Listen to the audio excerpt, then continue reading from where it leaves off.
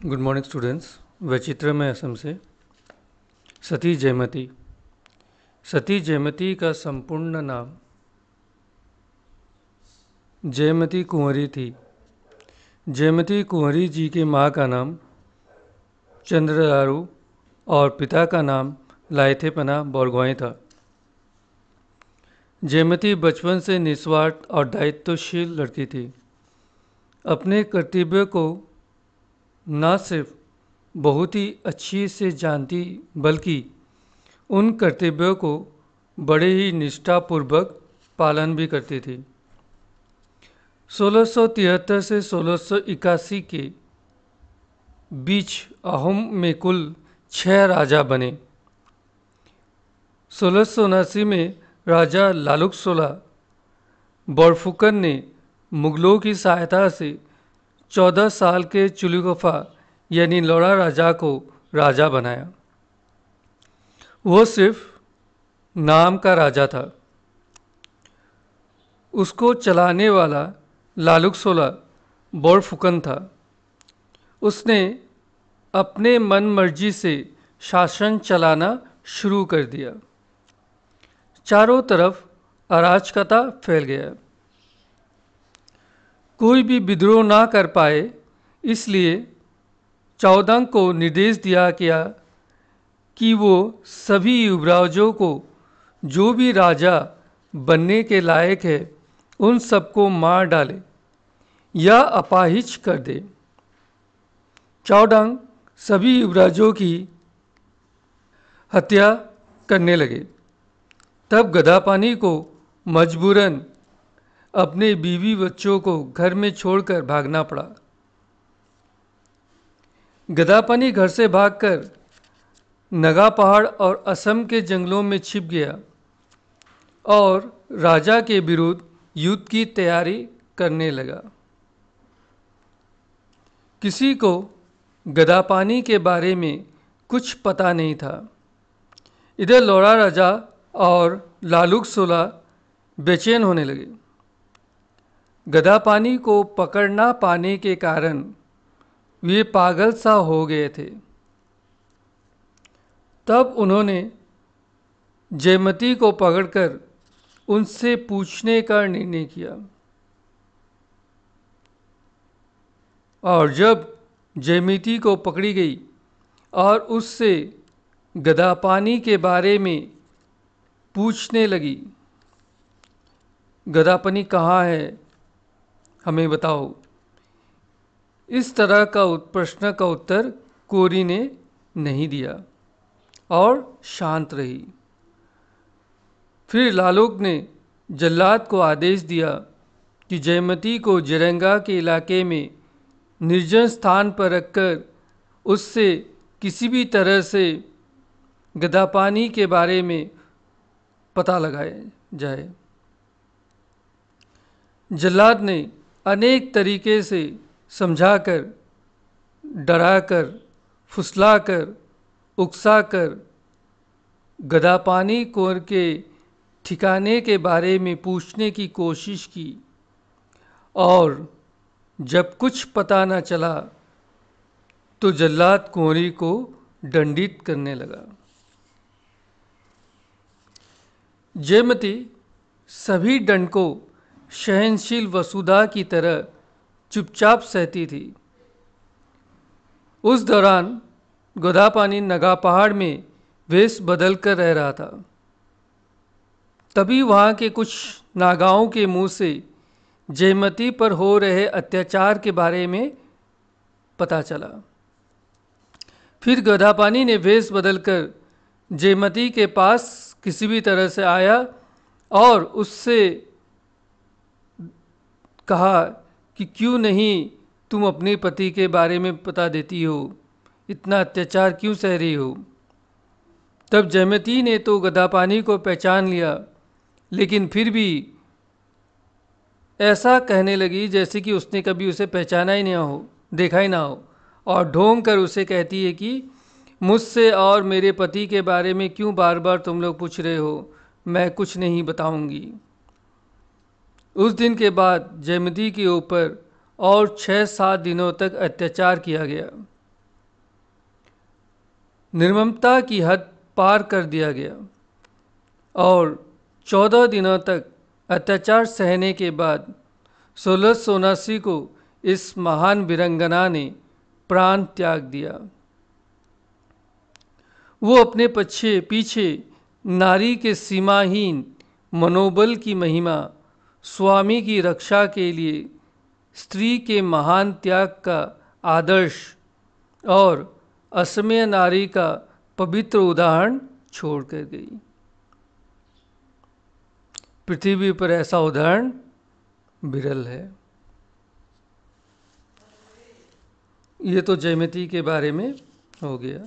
अब हम असम के जो प्रथम शब्दकोश प्रेरणा टेंगा मोहन, इनका जन्म 1715 में चराइदाव के महंग माइसेंग परिवार के तकनवरी के घर में मोहन हुआ था। वे 3 भाइयों में से सबसे छोटे थे।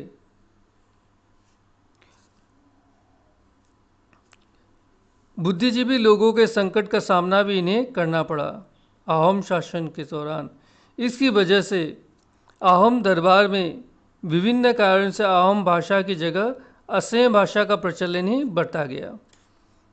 दूसरी तरफ अहोम भाषा धीरे धीरे उपेक्षित होने लगी, जिसकी वजह से दिनों दिन जो हम लोग बातचीत करते हैं उसका प्रचलन भी धीरे धीरे कम होते गया। ऐसी हालत को देखते हुए जो लोग जागरूक बुद्धिजीवी थे अहोम, वे लोग चिंतित हो गए कि कहीं एक समय ये भाषा पूरी तरह लुप्त ना हो जाए, और ऐसा होने पर असम में एक जीवंत सभ्यता का इतिहास ही लुप्त हो जाएगा। क्योंकि असम में आते समय अहोम लोग अपने साथ साहित्य, इतिहास, धर्म, नैतिकता, ज्योतिष, दर्शन आदि विषयों की अनेक पुस्तक लेकर आए थे। इसके अलावा बाद में शासन के दौरान विभिन्न विषयों की अनेक पुस्तकों पर भी उन्होंने रचना हुई है।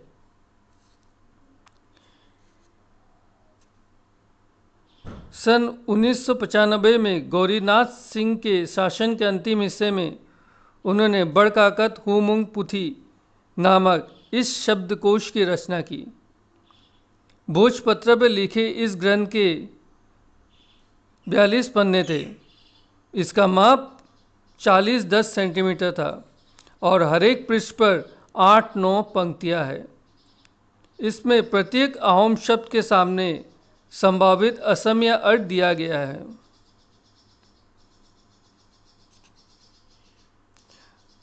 प्रत्येक शब्द के सामने दिया गया है, यानी उदाहरण स्वरूप सांबा कावरिक यानी कौवे को कहते हैं, सांबा जावर जाने को कहते हैं, खासाम्बा खरेक फूस को खा कहते हैं। इस तरह शब्दों का शामिल यहाँ पे किया गया था। असमिया शब्दों के अंत में क और रण वर्ण का व्यवहार किया गया है। इसका कारण है कि क वर्ण जिनमें वो विशेषण है और र वर्ण जिसमें दिया गया वो क्रिया है।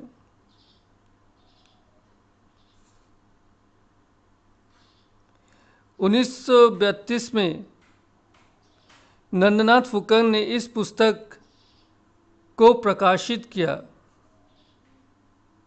करने का काम लिए संपादन का काम भी शुरू किया। महन के ग्रंथ का संपादित रूप असम इतिहास और पुरातत्व विभाग द्वारा 1964 में प्रकाशित अहोम लेक्सिकन की एक भाग है।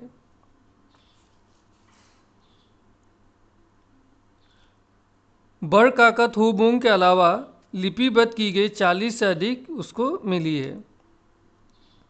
इसलिए टेंगाई मोहन को असम का प्रथम शब्दकोश प्रणेता माना जाता है।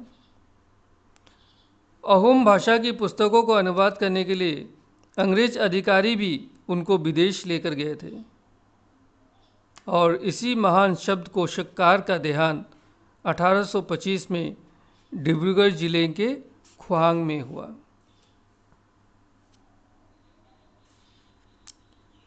उसके बाद पंडित प्रवर दम्बरुधर देवदाई फुकन। देवदाई गांव के एक मध्यवर्गीय परिवार में दमरुधर देवधाई फुकन का जन्म हुआ था। पिता का नाम गंगाराम फुकन और मां का नाम साधुई फुकन था। पिता गंगाराम फुकन शिक्षा अनुरागी व्यक्ति थे। लाकुआ नहर हाबी चाय बागान में किरानी के तौर पर नौकरी करते हुए अंत में गांव के मुखिया भी बने।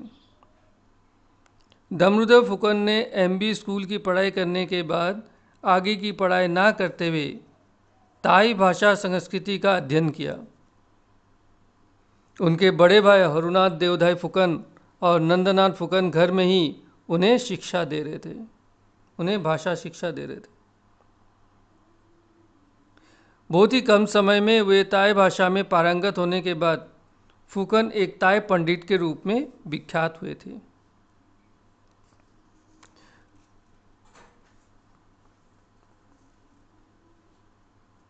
उन्नीस सौ 1931 में भाषा के विशेषज्ञ के तौर पर उनको अहोम इतिहास का अनुवाद करने के लिए गुवाहाटी लेकर आए। असम इतिहास और पुरातत्व विभाग में 4 सालों तक काम करने के बाद 1932 में अपनी इच्छा के अनुसार अवकाश लेकर वे घर लौट आए।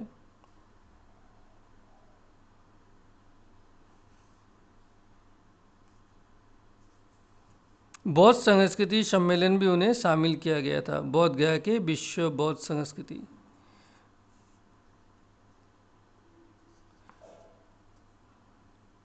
उन्नीस सौ 64 में ताई भाषा संस्कृति के उद्धार के लिए उन्हें लकड़ी बांस से एक विद्यालय भवन का निर्माण किया। यही केंद्रीय ताई अकादमी पाटसाको है। 1975 में अखिल असम बौद्ध फालोंग संघ की स्थापना हुई। सन 1981 में दिल्ली में आयोजित प्रथम अंतर्राष्ट्रीय ताई शिक्षा सम्मेलन में भाग लेकर 19 देशों के ताई पंडितों के साथ अहोम भाषा के संबंध में विचार विमर्श किया था।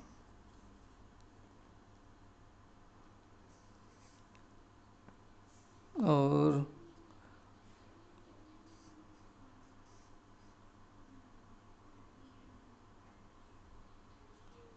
1981 में पूर्वांचल ताई साहित्य सभा का गठन किया और संस्थापक अध्यक्ष भी बने। उन्हें बैंकॉक में आयोजित द्वितीय अंतर्राष्ट्रीय ताई शिक्षा सम्मेलन में आमंत्रित होकर 1 महीने तक थाईलैंड के चियांग माई शहर में रहकर ताई संस्कृति की साधना की। असम के एक कोने से दूसरे कोने तक ताई भाषा संस्कृति का विकास करने के लिए घूमने वाले फुकन का देहांत डिब्रूगढ़ जिले में आयोजित पूर्वांचल ताई साहित्य सभा के 10वें अधिवेशन के दूसरे दिन हुआ। 15 फरवरी 1993 की शाम दिल का दौरा पड़ने की वजह से डिब्रूगढ़ चिकित्सालय महाविद्यालय में उनका देहांत हुआ। धन्यवाद।